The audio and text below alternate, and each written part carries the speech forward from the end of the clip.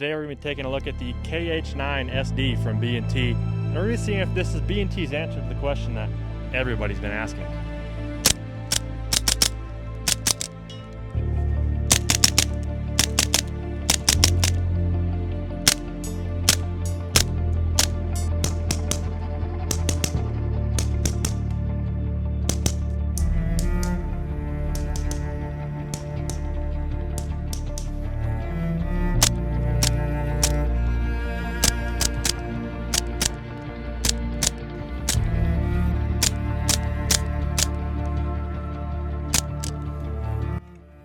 If you're confused by the intro, that is because the KH9-SD is B&T's answer to the question that nobody's asking, therefore it is a question everybody's asking.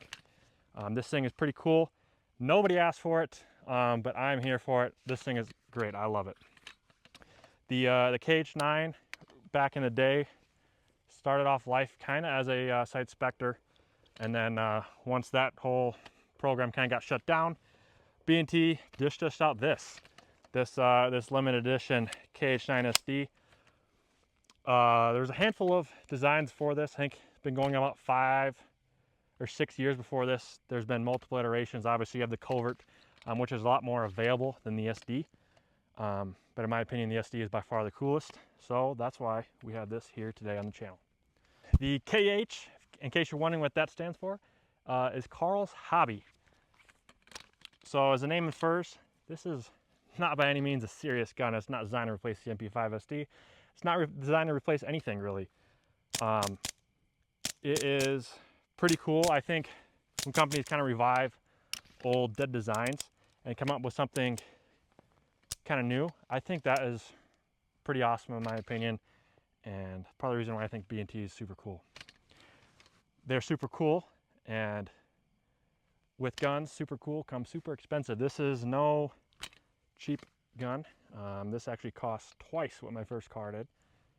So when I got this a couple years ago, I actually sold a bunch of guns just to get this one gun, because there's no way I could afford this just to purchase outright. Made the decision, you know, there's only 400 of this version imported in the country, and I was like, I want this. This is cool. Let me sell some of the stuff that I can get back at a later date if I so choose to do. And then I picked up the KH9-SD. Quick note, this is the 2021 model, so we just have a decocker. They did come out with a 2024 model that has a manual safety. So it's a little bit different. Basically the lower is the only thing different in the two models. And yeah, I wasn't gonna drop another however much money that those things cost to get a new version. To break this down, we'll go up tip to butt. Up front, we have the B&T RBS reduced back pressure can. This one is serialized to match the KH9 we have here. We have a Surefire light up front as well. That's just because subgun, it's a SD, I feel like it needs a light. If you have a keen eye, you'll notice it's the same light as my AK-102 because I swapped it because I'm broke. Up top, we have the B&T iron sights. Now, quick note about these irons. I believe these are the worst iron sights ever made, and for the price this gun costs, this is pretty pathetic. B&T, do better than your irons. They're hot garbage. Literally any iron sight on the market probably would be a big step up over these irons. We have the B&T vertical grip. I used to have a QD version, but funny enough, I don't need QD in my vertical grip. This is not a Covert. I don't care about keeping this thing tiny.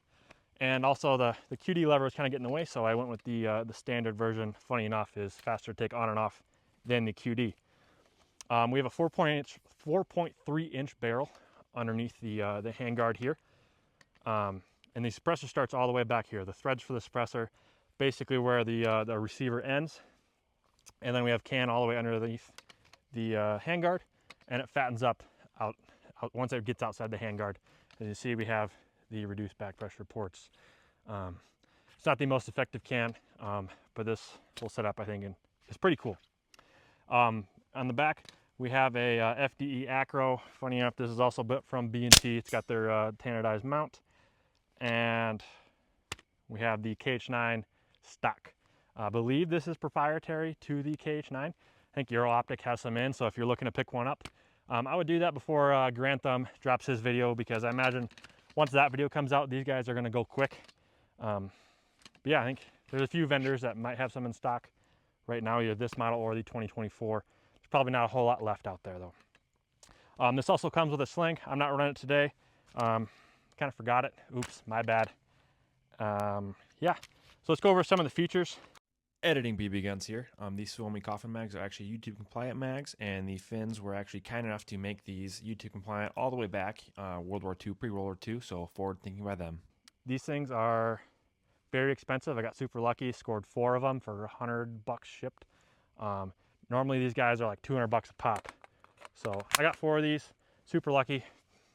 But as a gun ships, it'll come with a M&P or TP9 magwell.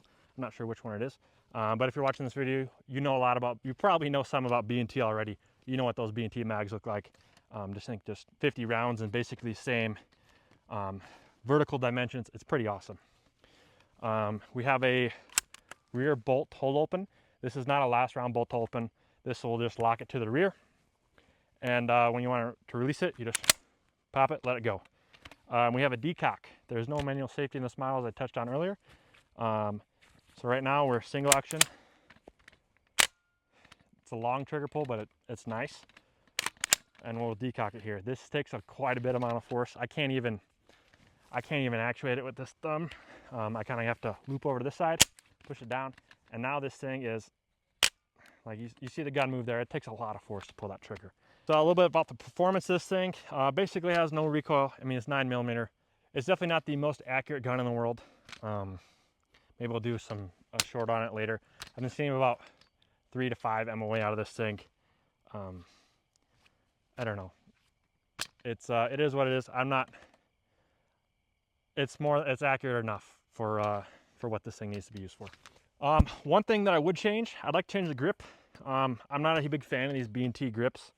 I know, can't remember who it was, but they were making some Magpul K2 Plus grips that were cut, because obviously this is a different profile than standard AR. So hoping to pick one up. They've been out of stock for a long time. Maybe the guy will do another run someday. Who knows, but I don't know. It's growing on me a little bit. I don't hate it as much anymore. So to wrap things up, the KH9-SD is not a duty gun. It's not a serious gun. This is a range toy, and it's a lot of fun. It's got good vibes. So I don't have anything else SD currently to compare this to.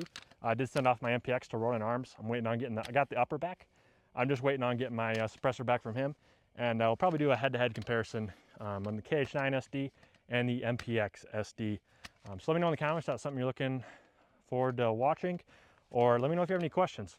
Hit me up on YouTube or Instagram. If this thing gets a whole lot bigger, I don't know how many more times I'll be saying that, because the channel is growing pretty fast right now. So thanks to you guys. If you haven't already, like and subscribe. Got some more cool content planned. And yeah, thank you guys for watching, and we'll see you in the next one.